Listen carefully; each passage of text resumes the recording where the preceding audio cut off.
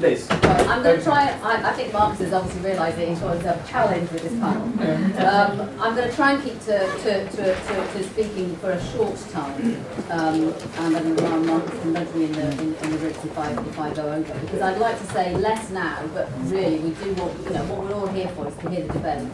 And so, for example, Marcus gave me a heads up that people might want to hear quite a lot about the bilateral aid review and the multilateral aid review. I don't propose to talk about these now in detail, but I'm very happy to take questions, and of course they're hugely relevant to where the UK is currently. I mean, the exam question you asked us was aid effectiveness, value for money, complementary or divergent. And I think, as others have said, my starting point is it's neither complementary nor divergent. It is the same agenda. It must be the same agenda. If it's not the same agenda, we're all mad. Let's go back to aid effectiveness. I won't go into detail of the principles because Gideon gave us a kind of really thorough reminder of what those principles are all about. But one of my problems with the term aid effectiveness is it's kind of become devalued. People say aid effectiveness, aid effectiveness, aid effectiveness. We almost have forgotten what the word means. It means effective aid. It means aid that makes a difference. It means, as Brenda said in her NAO thing, aid which successfully achieves its outcomes, the outcomes intended. Surely that's what aid effectiveness is all about. But I think it has kind of become aid effectiveness capitalised in a potentially quite unhelpful way. But we know, and we've learnt the hard way, that those principles of ownership, harmonisation, alignment, results, mutual accountability, etc., are critical to our aid making a difference. So that's kind of how I see effective aid.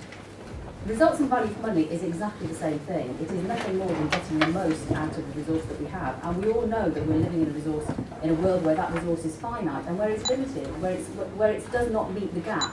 We know there's a huge gap between the aid which is available, the domestic resource which is available in countries too. We put all that together and we know we do not have enough to quickly, to the time frames that the world has set itself, achieve the change that we're looking for. The only area I would pull out, so I see absolutely no contradiction, they are the same goals. I think where value for money maybe brings a new word into play that we didn't see so clearly in Paris is the word cost. And some people think cost is a dirty word. I think it's quite a useful word. We can't. Claire pointed out in one of her blogs that a world in which we don't care about results is madness. Of course we care about results. And what's the converse? That we don't care what's happening. We don't care what we're achieving. I mean, I think equally the same applies to value for money in terms of the cost aspect. If we don't care about at what cost do we achieve those results, then again we're in a really strange world. Because we have a limited resource, because if we can achieve more impact for that same money, we must try it. We must try to do that.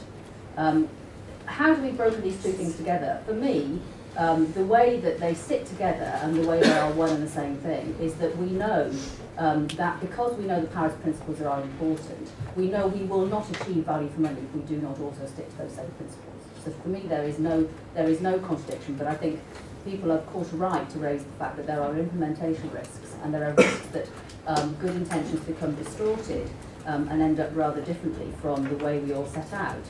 And if we just look at some of the implementation risks that we've all experienced through the way in which Paris has been implemented, we know that it's, this is a view which is shared by donors and partners alike. We know that it feels to many people like it's become very bureaucratic. We know that people feel like they're spending a lot of time thinking and talking about process and not actually thinking and talking about impact. We know that, we know it's become a very technical rather than a political agenda. And as Gideon reminded us, change is about politics. And if it remains a technical agenda, it probably won't happen in the same way as if it's a political agenda. I've also seen, one of the distortions I've seen is, I've seen Paris used as cover for bad decisions. People saying, I can't have that conversation because of Paris.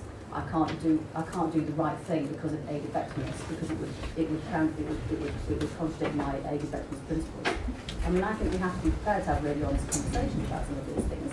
If we're all putting money into a joint programme with government and we know that the monitoring framework is completely inadequate, we can't just say it's completely inadequate, but we can't talk to you about that because we will respect the monitoring framework that exists. We have to be able to prepare to say, we think the implications of a weak monitoring framework are that we will not get the most that we can get from this money. We think we need to get better ways of measuring things. We think we need to have clearer expressions of expected results, etc.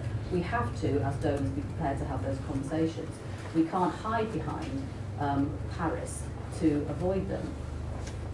But equally, so we've got some implementation risks that we know have happened with the way in which we, the world, collectively have implemented Paris. And of course, people are right to raise the fact that there are risks in the way we implement value for money as well. I mean, some of the ones that people have talked about, we know that there is a risk that you end up only focusing on the measurable and not on the important. People talk a lot about the risk of focusing on the short term and not the long term, on focusing on the easy and not the difficult, of going for the lowest cost rather than the things, or going to a low cost environment rather than a place where change is really needed. There's also risks around building parallel systems, around donors taking control over something and therefore working in isolation. For me, all of those risks are things that we need to face full on, we need to mitigate them, we need to manage them. But they are not inherent in the approach. They are things that we know from the experience. Of course, the NHS is one of the classic examples that people use as a result of what can happen if you focus on the wrong measure.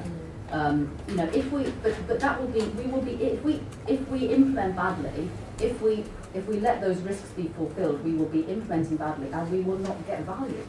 It's not value to build something which disappears in a year's time. It's not value to achieve something that leaves that can't, where the impacts can't be seen. It's not value to produce the output that doesn't actually contribute to the outcome. So, you know, they're just, it's no contradiction with value for money. It's value for money very badly applied.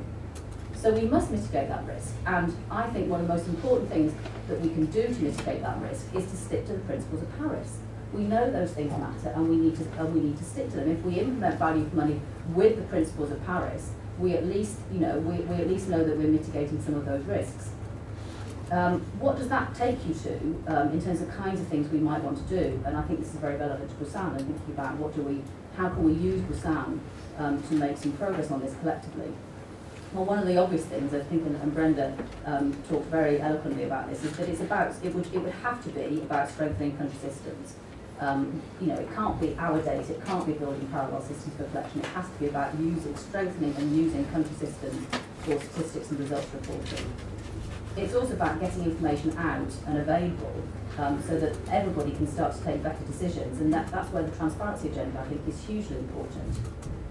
It's also about opening the value for money debate with partners about domestic resources as well as external resources, and I think others have made the point powerfully that this is about building domestic accountability. This can't be, again, if we implement it in a way where it's only about accountability between donors and governments, then it will be a failure. It's about the total resource pot, and it's about domestic accountability. But I think we still have real challenges. How do we take that forward? How do we take that agenda forward? And obviously there may be debate about whether that's the right agenda. But how do we take that agenda forward in Busan without falling into the same pitfalls and traps that we've run into in Paris? And I think there's a real challenge for us, and I'm really looking forward to hearing what people's ideas are, because I don't think any of us have cracked this yet. You know, Brenda and co in Paris are leading some really interesting work on this, but I don't think the way forward is completely clear. When we talk about using and strengthening systems, common frameworks, people start talking about national strategies again. I have to say, my heart slightly runs cold. As someone I'm sure there are many people in this room who lived through various iterations of PRSPs, we've all seen how a kind of very mandated across the world sort of approach to national strategies can end up with lots of activity and no real alignment or no real ownership at the end of the day. So there are real challenges in how we take forward the principles of something like national strategies or common frameworks for results, but do it in a way which actually is about ownership and not about just another piece of sort of internationally inspired process. I also my heart ran slightly cold at the idea that we should spend some time defining value for money. Again, you could imagine we could spend the next 2 years trying to agree text on what value for money means. I don't think that's what any of us want to do. So, we have to be really careful that we don't just repeat some of the mistakes of the past in terms of taking forward this agenda. I was very struck by, Claire, some of your work around, I mean, I think this is all fascinating stuff. It's the heart of the kinds of issues we need to be grappling with. And one of the things we're learning in DFID, I think, is that sectoral entry points are some of the most powerful entry points to this. It's actually very hard. These are very difficult questions. Whose value, what value? Understanding the cost side is not easy, but the value side is really difficult. We know in the value side it's where all the really interesting questions sit actually. And getting the value side right is a lot to do with getting the whole agenda making the difference that we want it to. That's not and I'm running. I'm overrunning just like everybody else. So sectoral points I think are really interesting. How do we avoid imposing some kind of, collectively together with everybody else, not suggesting imposing as the UK or as imposing as donors, but how do we avoid coming up with some top-down prescription of this is what must happen in particular countries? How do we unlock, what can we do that actually unlocks the power of sectoral work, unlocks the power of a whole range of actors who are bringing different approaches to these kinds of interesting questions?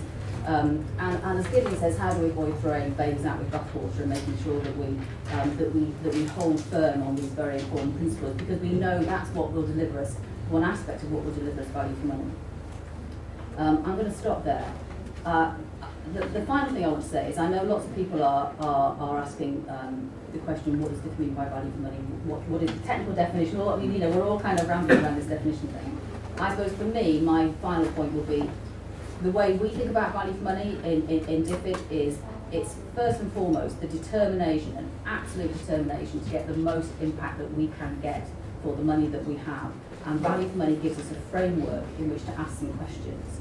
And if we ask those questions and answer them well, it's about making it explicit. If you make these issues and questions about value and about cost explicit, you are more likely to get the change that you're seeking. But it in a way is nothing more than that. It's a framework in which we can ask some really hard questions of ourselves, of others, and together we can learn how we can get more for our money. Thank you. Thank you.